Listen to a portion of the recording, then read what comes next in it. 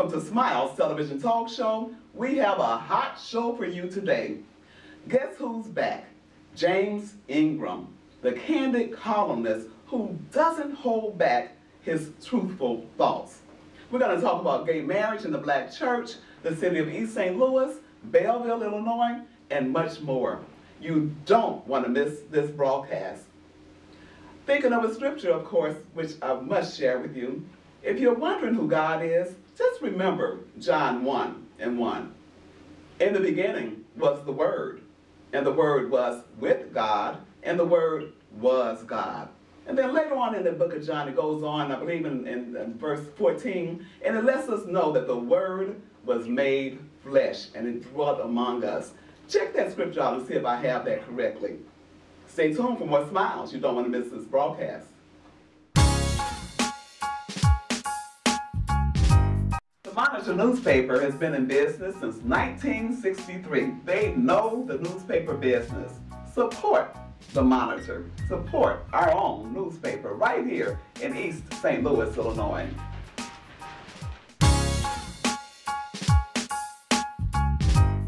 We had such great response to Mr. James Ingram when he was here last. And yes, he will be with us fairly regularly. He's going to come back on a regular basis and just give us some insights and some food for thought. James, thank you for coming back to Smiles. I am so grateful to see you again. Thank you for having me. And you know what, James, I know you're ready to get going, and I know you have other things to do, but we want to go ahead and get right to it. I'm impressed that it allowed you to keep your show after you had me on the first time. But well, you know what, we need those thought-provoking insights from you, so you will be back. Okay. Let me ask you this, James. When we were talking, and you said, well, how about we talk about the hypocrisy of the black church and gay marriage? I said, well, okay, that's a touchy subject, but let's do that. Give me some insights and some thoughts in that area. Well, you know, the thing that strikes me, and I'm not here to, you know, I'm a church-going person, a God-fearing person, and I'm not here to refute any biblical passages that make reference to homosexuality. Not here to do that. My issue has been, and as an observer for a number of years, is the stark hypocrisy that's in the black church, you know, relative to how homosexuals are dealt with. First of all, as an African American people, we should be the last people to be oppressive or to be discriminatory toward anyone, given the history, our history in this country and how we've been treated. That's the first thing. And secondly, we as black folks don't have the luxury of discarding anyone from our community. If you look at, if you go back to Dr. King and the March on Washington, Bayard Rustin was the chief organizer for the March on Washington and was one of King's chief lieutenants. He was a homosexual. You know, so, and you're making James Baldwin was a homosexual. You know, you're making some really good points, and we should not discriminate against anybody. Mm-hmm. I think within the black church, and we happen to go to the same church, mm-hmm. within the black church, I just think it's very important that we uphold the teachings. Mm-hmm. You know, a lot of people can say what they want to say about the Bible and its history and how it was developed and what was taken out and all of that.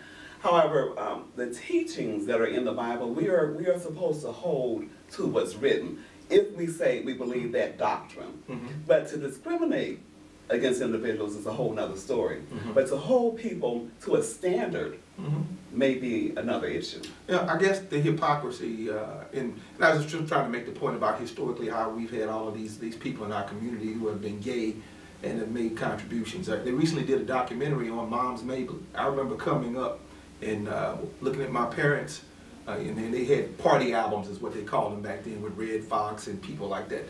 Moms Mabley was gay. She was a lesbian. And you know, he laughed just as hard at her material as they did anybody that was straight.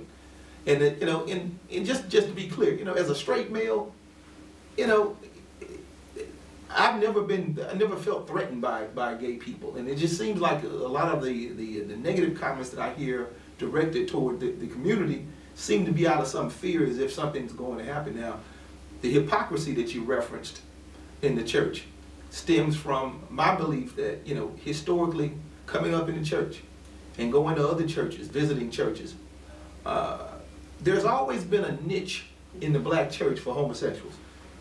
Director of the choir, minister of music, all of the entertainment aspects of the church have been driven by and large, by people who are effeminate, homosexual, or questionable. And you know what, James, and it makes me wonder as well, why do we stand for that? Because back to the basics, if the church believes the Bible that we say we believe, we shouldn't condone murder, we shouldn't condone lying, fornication, homosexuality, those things, and there are others, gossip, those things are sin. And so to elevate people within the church who are known to practice such sin, according to our own doctrine, should not occur. It shouldn't. And the thing is, homosexuals, as you just alluded to, they don't have a monopoly on sin in the church. We got people that are dating other people's wives and doing all kinds of things, got 3, 4 babies by different people in the same church. And it's known. It's a known fact. But they're not held up to the same level of account, it seems to me, that the gay community is. And I think a lot of this is coming out of President Obama's allowing of a black marriage and saying that he sees no problem with it and this sort of thing. So immediately you got a pushback from the black church, black ministers with regard to this sort of thing. And it was just very interesting to hear the comments coming from a lot of these same ministers who supported him as president. Well, my question is within the black church, and that's what we're not even just within the black church. Within the church. Well, within the church. Let's separate that thing, because we're human.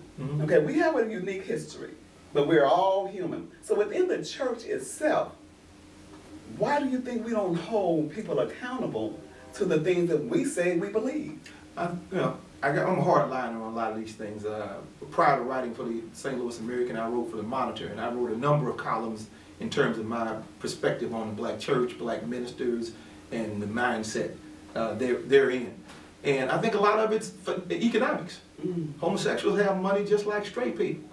They bring a certain skill set and talent to the community. And if the church is benefiting from their presence in terms of they got beautiful music on Sunday morning, or they are high income earners and they contribute that tithe on Sunday, you have some preachers that or feel beholden to them, and they're not going to call them out, just like they're not going to call other people out in the church who may be doing a lot of other things that you could characterize as a sin, because they want that money and they don't want to offend that person and have that money walk to another congregation where that pastor perhaps is not going to be as strident in condemning them. So there's a whole lot of financial issues going on here and a lot of character issues going on here, or lack thereof, I believe. I think also, James, it's disheartening because I really hold scripture dearly. And within the writings itself, we're taught that if you live a certain way and you're practicing a certain sin and you have not given your life to Christ, that you're going to end up in hell, period. If we really believe that, people say, well, where's the love? Where's the love? And if you really believe what the scriptures say, why don't we go ahead and share in love the truth about what we believe? Because not to share is like not love. Well, I don't know. I don't know that answer. I don't know why they don't share that in love any more than they don't. I know you didn't come to answer that question, but that's just something with that. It's kind of one of these deals, and what I would suggest you do, if it's possible, because I know preachers tend to be a little bit timid when it comes to controversial subject, is to have a round table, have a forum where you have ministers here who represent both sides of that argument, and have them from a scriptural perspective discuss it. Reverend Al Sharpton is a minister, prominent minister in America. He constantly advocates for homosexual rights, constantly on his show and in other forums. Now, I'm sure he's gotten some dissent from some of his colleagues in the ministry about taking that particular position. But again, there's other sin that is just as flagrant in church congregations They're saying, man, and we grew up in East St. Louis. In East Boogie, you just keep it 100. We got people that have talked about for years who so-and-so's daddy is, and you know, so-and-so and something. He was something back in the day in the church. Papa was a Rolling Stone. He was a deacon, and he's a trustee, and it was just known what this person did. But they were never called out. So there's, you're gonna play the game, play it by one set of rules. You're gonna quote scriptures that condemn homosexuality in strident terms. Get on the fornicators and everybody else is doing everything else, the criminals that you got up in the congregation. We got all kind of felons and all kind of people in these congregations. But, you know, they seem to be in prominent positions in the church. You know, and you make such a great point, and this is a topic because we've talked about doing a round table, and that's something I really want to ask the ministers to think about. And maybe think about coming on Smile TV Talk Show and doing a round table. And let's hash this out, not for the sake of debate, but just for an understanding for the people, if nothing else. We're going to have to go get ready for our next segment, and don't go away because James is going to be with us. And just remember that a long time ago, people used to use scripture to state that it was okay to have slavery. But my contention is that those individuals misuse scripture, that our scripture does not encourage such activities. Back in the biblical days, the kind of slavery that we had was not the slavery in the Americas. It was actually against the law to kidnap and use anybody for that purpose. But anyway, if we're going to stand up for what's right, let's stand up across the board, and I do agree with that. Stay tuned for What Smiles.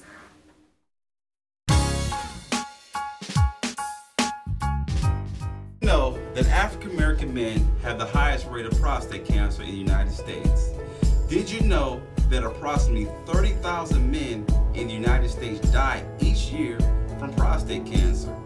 Did you know that prostate cancer is the most common cancer in men? Did you know that prostate cancer can be cured if only detected early?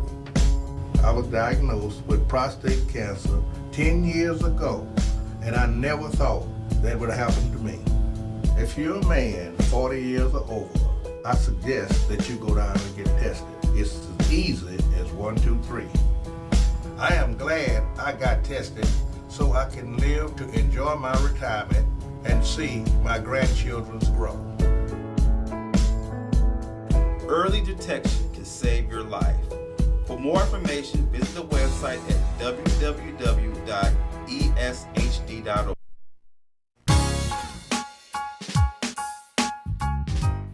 Well, James, Belleville, Illinois, celebrating 200 years of existence.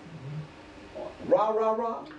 Well, for white folks, I'm sure we'll be inundated with celebratory rhetoric, articles.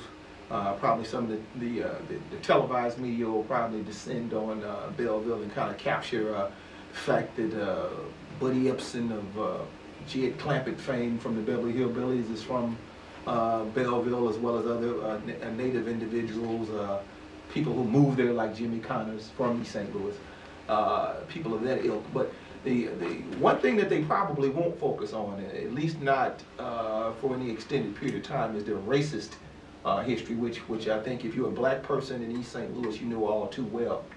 And one particular piece that I wrote on in the issue of the American entitled Lynchville, Illinois, refers to an episode 111 years ago in which a gentleman by the name of David Wyatt, who was a teacher in Brooklyn, Illinois, was actually lynched, mutilated, and burned in the public square up in Belleville. Wow. Think about that next time you're going to pay your taxes, or you're going to the courthouse in Belleville, But you know, or you're driving around that little circle where the fountain is. Just think about that. But we don't have any place else to go. We got Fairview Heights, we have Collinsville, we have Belleville. What can we do? Well, sometimes it's safer down here in East St. Louis than going to some place where you're not wanted. But this gentleman, you know, and it's 111 years ago. It's not that long ago. He simply went to the superintendent of schools, whose name at the time was Charles Hurdle, to renew his teaching credentials, and he was denied. And you know, back in that time, as was 30, 40 years ago, being a school teacher was a reputable position, particularly if you were black. So he was denied his livelihood in essence, and for no significant reason. So an argument ensued between Wyatt and Mr. Hurdle, and Mr. Wyatt actually shot Mr. Hurdle for refusing to renew his teaching credential.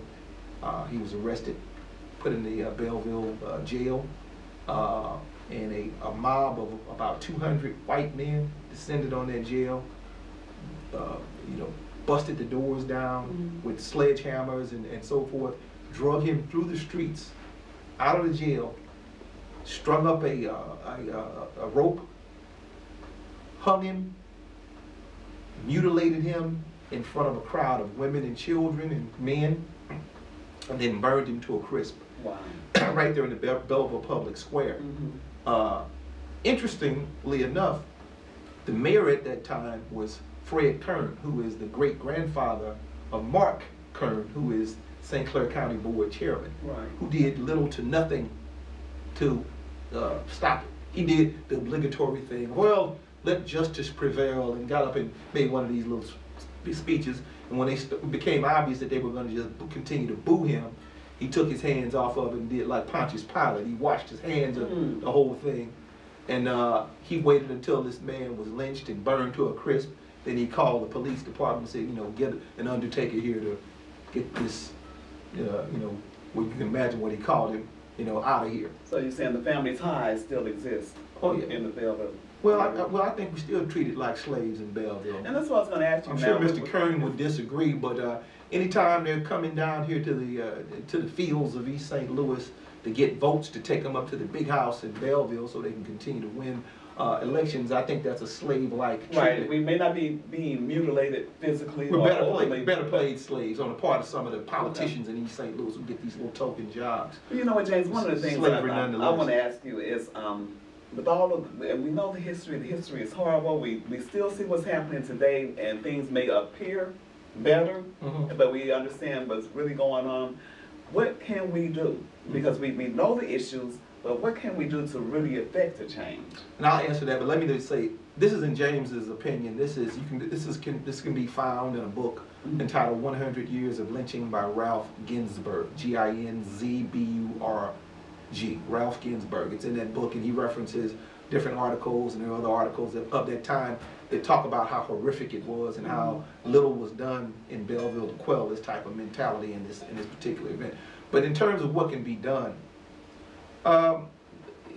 it's a lot can be done. Whether the willingness is there is another story entirely. First of all, I really fear for the younger generation here because they're not politically involved. Yeah, they voted to get President Obama in office, but all politics are pretty much local. It's irrelevant and inconsequential who's in the White House when you don't take an active role in making sure that your local politics works. If you have the right mayor, the right county board chairman, the right governor in place, a community can thrive irrespective of who's in the White House.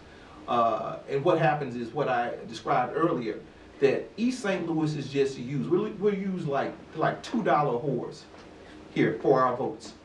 Absentee ballots are gathered, people run around, politicians run around, and we know from the various people that have been prosecuted for vote fraud that this continues to this day, and they pick, it's like the old slaves used to pick cotton and take it up to the big house. They get it weighed so that they can continue to exist, whatever that was. We round up and pick the votes out of East St. Louis and take them up to the big house in Belleville so that the powers that be can remain in office, and in turn, you know, they pat some of the niggers on the head in East St. Louis and say, good boy, good girl, thanks for bringing those votes to me. I'm going to give you a little job. I'm going to give your niece a little job. And this is what continues to happen. So in order to deal with that, you know, we've got to refuse to cooperate in that process. We've got to maybe bite the bullet and let some of these people get taken out of office. It certainly can't be any worse than what it already is to, you know, remove the county board chairman, for instance, or let some of these other people get removed from office, and maybe even have some of these Republicans have some of the positions so there's some balance in terms of the justice that we receive. You just gave us a good lead in to the next segment. We're going to talk about the city of East St. Louis and some interesting news that you were able to dig up and find out. Don't go away. We'll be right back.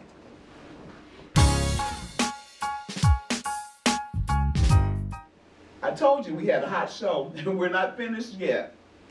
Would-be East St. Louis fraudster busted by feds in New York. That's the headlines of one of Mr. Ingram's articles. James, would-be East St. Louis fraudster busted by feds in New York. Give us the background on that. Well, 4 years ago, back in 2010, I wrote an article and kind of introduced the community here, for those who didn't know him, to a gentleman by the name of Frederick Scott. Okay. This gentleman was billed himself as some financial whiz kid. He was about 25 years old at the time, and he headed the ACI Capital LLC, which he reportedly said was 3.7 billion with a B in assets. He was introduced to Mayor Alvin Parks by Eddie Jackson, who was on the city council at the time, and he came to them with the idea that he could develop the East St. Louis Riverfront. Now, he sold this idea to the city council, to Mayor Parks, to the city manager, Delitra Hudson, and they gave him exclusive rights to develop the East St. Louis Riverfront. What's interesting is, at the time, he had been touted in the Ebony magazine as in the top 30, under 30 category, which shows you they don't vet anybody with some of the stuff that they put out. I did some background. I think Matt Hawkins and some other people in the community kind of checked this guy out. And I'm saying, 25 years old, $3.7 billion in assets, black. It just didn't smell right to me. Checked him out, couldn't find anything that he'd done prior to coming to East St. Louis, even remotely similar to that. Now, in a technology-driven age, these people are easy to check out. Easy to check out. Now, the deal he came to even made me investigate him even closer. He told the city council and Mayor Parks that in exchange for a $300,000 per year salary for 3 years. $300,000 per year, okay. Total of $900,000, that he would infuse $30 million into the East St. Louis development and develop that particular property. And where was his money coming from? Well, that's the point. If I can do cursory background on this guy and can't find out the source of what he professed, to have, then you would think that a mayor like Mayor Parks, this guy's got he's a Morehouse man, he's got an MBA from WashU, and he couldn't vet this guy, and I maintain, I go down on, you pick your corner, I go down on 25th and State, 25th in St. Clair, the 26th in Bond. I can pick any wino off the corner, and they would have seen through this guy. So you got these highly intelligent so-called people, the public officials and leaders, that went hook, line, and sinker for this guy's game in terms of what he could do, what he professed to be able to do. And the thing about it is, just think, $300,000 a year. At the time, we have a city manager and a mayor. And you're going to give somebody $300,000 a year to do what they should be doing? It doesn't make sense. So, go ahead. So now today, fast forward to 2014, because the deal fell through with East St. Louis, he took his show on the road. Oh, wait, why did it fall through with East St. Louis? It Louis? fell through because over a period of time, it became quite evident that he couldn't do what he said he was going to do. Okay, then. He couldn't develop the riverfront. No money was infused. So, hey, the deal fell through. So, being the huckster that he is, and I describe him as a combination of a cross between Mr. Haney from Green Acres TV fame and a black Bernie Madoff, which is what he proved to be. He took the show on the road. He landed in New York, and now he's facing 20 years federal time in prison for wire fraud and forgery that he's admitted to of some investors up in that part of the country who reported him to the FBI and the Securities and Exchange Commission.